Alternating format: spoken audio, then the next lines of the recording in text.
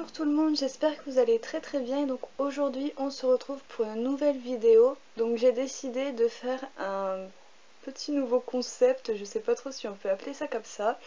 Mais j'ai décidé de mélanger un petit peu les nouveautés, c'est-à-dire de plus vous faire vraiment des nouveautés 100% shoujo, shonen, seinen, etc. J'ai décidé de regrouper ça avec les nouveautés que j'attendais vraiment impatiemment. Je me dirais que ce serait vraiment un concept assez original ou que c'est qu'il y aurait vraiment de tous les goûts. Donc voilà, j'ai pensé que c'était pas mal. D'ailleurs, je pense que le titre de cette vidéo sera ça, les nouveautés que j'attends avec impatience en mai. Voilà. Et donc là, pour le coup, j'ai 5 nouveautés à vous présenter, donc ils sont juste là. Donc je vais commencer tout de suite avec la première, et donc il s'agit du premier tome de Short Love Story de Yosaki Saka aux éditions Kana.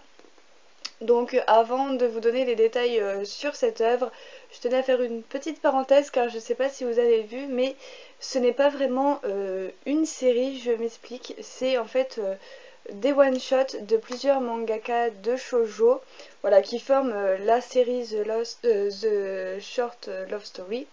Donc du coup voilà, donc on peut y retrouver pas mal de mangaka de shoujo, voilà, c'est toutes des mangaka de shoujo. Donc vous avez Yosaki Saka, donc l'auteur de Strawberry, Blue Spring Ride et Love Beloved, Live Be Left. Donc voilà, je sais que le deuxième tome sera sur la mangaka qui a fait Sawako et le troisième tome sur mon histoire, et ensuite ça va recommencer. Je ne sais pas du tout si Kana prévoit de faire les autres auteurs de shoujo qui participent à cette œuvre là. Donc il y a aussi l'auteur de Wolfgirl et Black Prince et de Please Love Me. Donc voilà, je serais vraiment très dégoûtée s'ils ne faisaient pas ces auteurs-là, parce que c'est vraiment deux histoires que j'adore beaucoup, et quand je les ai vues dedans, je me suis dit que ce serait sympa. Donc pour l'instant, dans ce premier tome, il y a les 6 tomes qui sont déjà annoncés, et c'est toutes les mangaka que je vous ai citées, donc Yosaki Saka, la mangaka de Sawako et de mon histoire. Voilà, il y aura 2 one-shots qui seront dédiés à ces 3 mangaka pour l'instant. Voilà, je ne sais pas ce qu'a prévu Kana de faire ensuite. Voilà, puisque sur Manga News, c'est marqué que la série serait terminée en 6 tomes. Donc je ne sais pas trop comment ça va se passer, mais en tout cas, voilà, pour l'instant, je suis un peu triste au niveau de ça, que ils fassent pas vraiment découvrir de nouvelles mangaka, même si les auteurs font partie d'autres maisons d'édition. Voilà, je trouvais ça légèrement dommage. Bref, nous allons revenir sur Short Love Story, qui est une série qui est toujours en cours au Japon en 14 tomes, mais on ne sait pas encore trop qu'est-ce qui va se passer au niveau de la France pour cette série. Et donc le tome 2 est prévu le 7 juillet, c'est de genre romance, tranche de vie. Donc comme je vous l'ai dit, c'est un one-shot qui va regrouper, si je ne me trompe pas, 6 histoires différentes. Oui, c'est ça. Donc voilà, que j'ai beaucoup aimé. Yosaki Saka est toujours là pour vous en mettre un petit peu, pas plein la vue, mais plein au cœur. C'est-à-dire qu'il y a vraiment beaucoup d'émotions et de sentiments qui vont se téléporter de ces personnages et qui vont venir vers vous. C'est vraiment un pur bonheur de lire cet auteur. Donc vous avez à voir 6 histoires différentes, mais pas totalement, puisqu'elles sont toutes un petit peu sur la même chose, c'est-à-dire comment dire, elles sont toutes sur le premier grand amour de l'héroïne. Donc du coup voilà, donc par exemple dans la première histoire vous avez deux personnages, donc un féminin et un masculin, qui s'aiment tous les deux, mais ils ne savent pas comment se le dire, et c'est écrit avec tellement de finesse que c'est vraiment super beau à voir. Voilà, je crois que c'est la première fois que j'ai ressenti autant de choses dans un one shot shoujo. Donc du coup voilà, vous avez 6 histoires qui sont toujours tournées vers la même chose, mais avec toujours un autre scénario. Et voilà, ça se passe toujours bien, ça finit toujours bien. Donc voilà, des histoires différentes. Du coup voilà, je vous montre un petit peu ce que ça donne niveau dessin. J'espère que vous verrez bien, puisque comme vous pouvez voir, normalement on me voit mieux. Voilà, on me voit en grand, je suis assise sur ma chaise de bureau. Du coup voilà, j'espère que vous pourrez mieux apprécier. Donc du coup voilà, Puyo Sekisaka, je peux pas vous en dire plus, je peux pas trop rentrer dans les détails avec les histoires, sinon bah, je risque très vite de vous spoiler l'histoire et peut-être même le manga tout en entier. Donc du coup voilà, en tout cas pour ceux qui l'ont lu, bien évidemment dites-moi ce que vous en avez pensé. Ensuite nous avons, si j'arrive à les attraper, les 2 premiers tomes de Hime. Gwist Priest Imhotep de Makoto Morishita, c'est aux éditions Kiun dans leur collection Shonen. Donc c'est une série toujours en cours avec 7 tomes et le tome 3 nous paraîtra le 6 juillet, c'est de genre aventure fantastique. J'ai adoré ces 2 tomes qui vont bien évidemment, quand on parle Imhotep, va nous parler Égypte. Voilà. Sauf que nous allons être avec une protagoniste qui s'appelle Inome, qui est une jeune fille un petit peu bizarre au premier abord quand on va la rencontrer. C'est une jeune fille qui n'a pas d'amis et tout ce qu'on sait c'est que ses camarades de classe disent d'elle que c'est une personne maudite, puisqu'en fait cette jeune femme-là ne peut pas parler sinon elle crache des flammes. Voilà. Et un beau jour, elle va bousculer un jeune garçon qui a l'air complètement paumé, donc voilà, on sait pas trop qu'est-ce qu'il fait là. Et cette jeune fille va lui proposer de l'héberger et à un moment donné, elle va se rendre compte qu'elle est devant le grand Imhotep qui a dû être réveillé, puisque Imhotep c'est un, comment ils disent, un prêtre sorcier qui a été scellé puisqu'il a commis vraiment une terrible catastrophe dans l'Égypte antique, il y a 3000 ans il me semble. Donc du coup voilà, il a été scellé et les autres prêtres ont décidé de le réveiller puisqu'il se passe une grosse catastrophe sur Terre.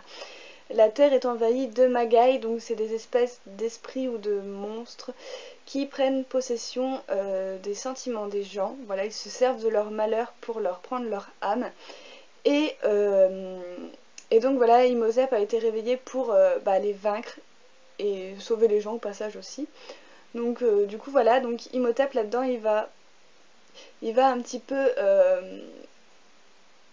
être content parce que dans un sens il va peut-être pouvoir faire sa rédemption, c'est-à-dire être un petit peu libéré de ce qu'il a provoqué dans le passé, qu'on apprend dans le tome 2, donc je vais pas vous spoiler parce que dans le tome 2 il y a quand même un large flashback sur Imhotep qui était juste super bien à découvrir.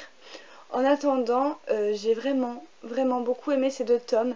Voilà, il y a un petit côté égyptien, Égypte antique avec les hiéroglyphes, enfin voilà, avec ce qui s'est passé dans le temps et tout ça quand on apprend. Il y a aussi un côté vraiment très drôle où c'est que nos 2 héros, donc Inome et Imhotep, vont se retrouver dans des situations vraiment pas possibles. À toutes les 4 pages, il va se passer une situation drôle, donc ça c'est bien, ça mélange un peu en fait le côté comédie au côté dramatique de Imhotep qui se mélange vraiment très bien ensemble. Donc voilà, si vous adorez l'Égypte, que vous voulez une histoire pas trop cucu, qui mélange un petit peu côté historique à la vie quotidienne, enfin à la vie d'aujourd'hui je veux dire. Donc voilà, je vous le conseille, c'était vraiment une très bonne lecture, j'ai beaucoup aimé. Je vais vous montrer ce que ça donne niveau dessin. Donc voilà, par exemple la rencontre d'Imhotep avec notre héroïne principale. Et donc voilà, on va suivre leur aventure à 2. Bien entendu, on va rencontrer d'autres personnages plus sympathiques les uns que les autres, après ça dépend. Voilà, vraiment une histoire que j'ai beaucoup aimée. Voilà. Donc je vous le conseille et je suis contente de ne pas être déçue dans toutes les lectures que j'attendais là vraiment pour le mois de mai. Je n'ai été déçue d'aucune de mes lectures, donc je suis vraiment contente.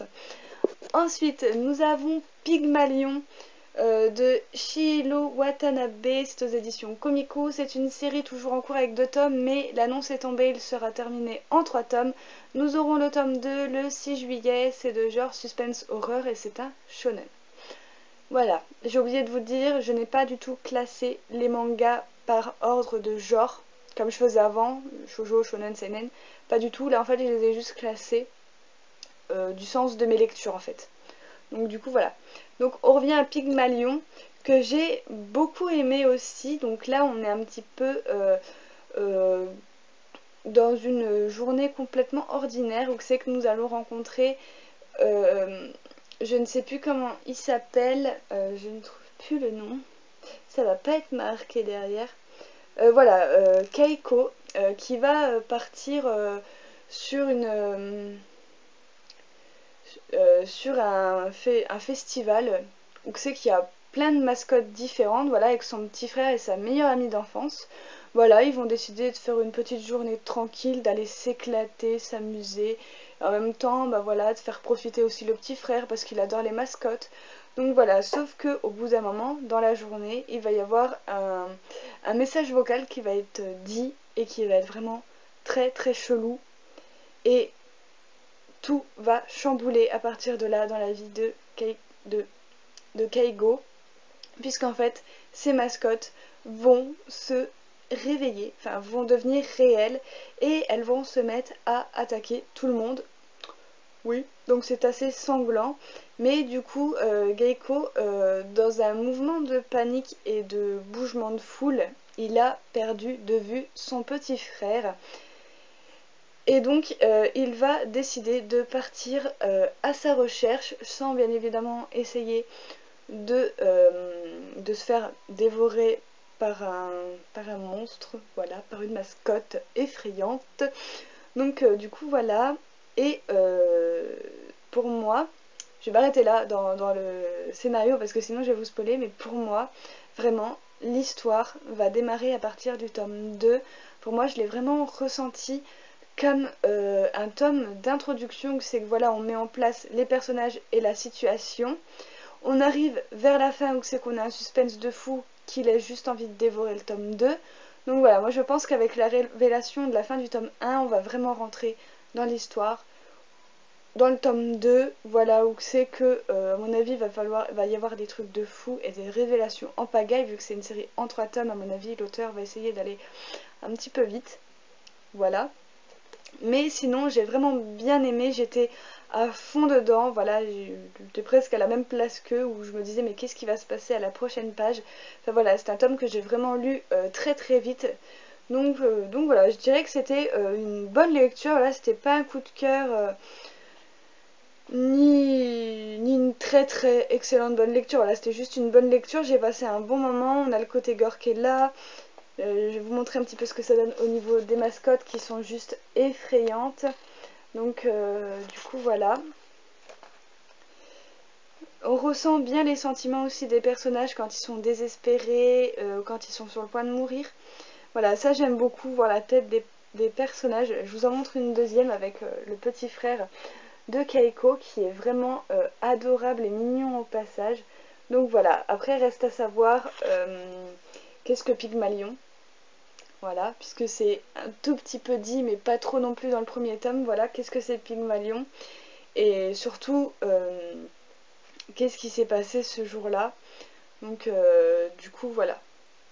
Voilà pour Pygmalion.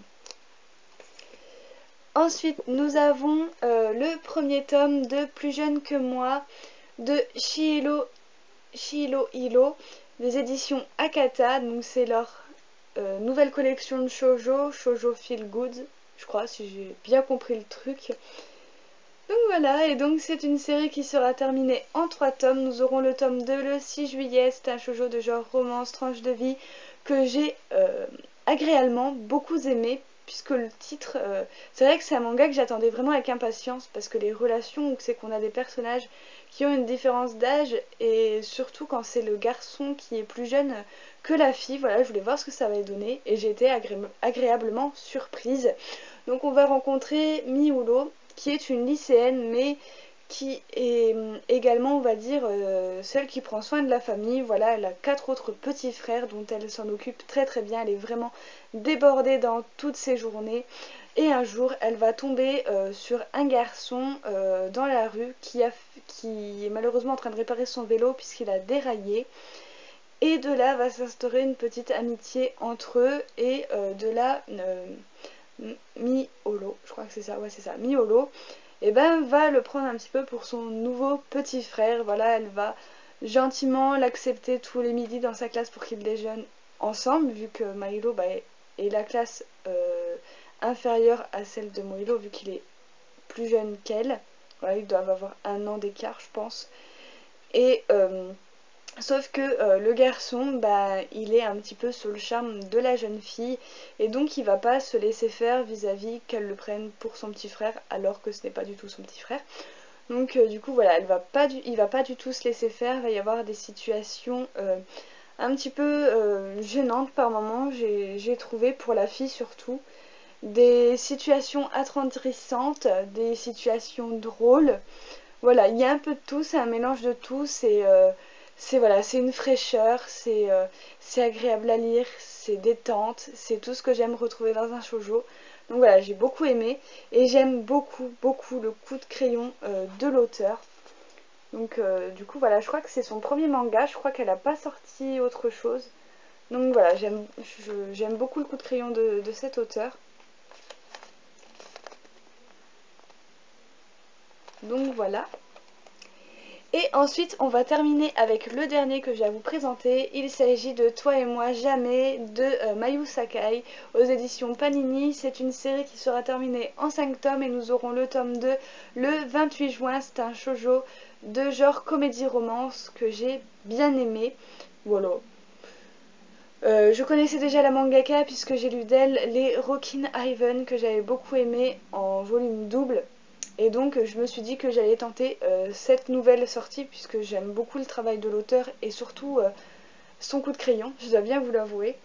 Et donc Toi et moi jamais, de quoi ça nous parle? Ça va nous parler d'une jeune fille qui s'appelle Subaru et qui vit avec ses 2 grands frères, qui a bien évidemment aussi ses parents mais qui sont beaucoup à l'étranger. Donc voilà, elle a vraiment ses 2 grands frères qui sont beaucoup trop protecteurs avec elle. Au bout d'un moment, elle en a un petit peu ras-le-bol vraiment. Et elle va rencontrer un jeune garçon qui s'appelle Arata, qui est un camarade de classe, qui paraît tout naïf, tout gentil et tout. Mais en fait, il a un petit peu... je sais pas trop si on pourrait appeler ça une double personnalité. Mais voilà, des fois il fait un petit peu méchant garçon, sauvage, tout ça. Donc du coup voilà, c'était vraiment pas mal comme premier tome. C'est un tome d'introduction où c'est qu'on nous met bien en place les différents personnages. Donc notre héroïne avec ses 2 frères vraiment trop chiants, mais pour le coup c'est vraiment chiant. Hein. Donc voilà, et ce jeune homme qui va bouleverser un petit peu sa vie.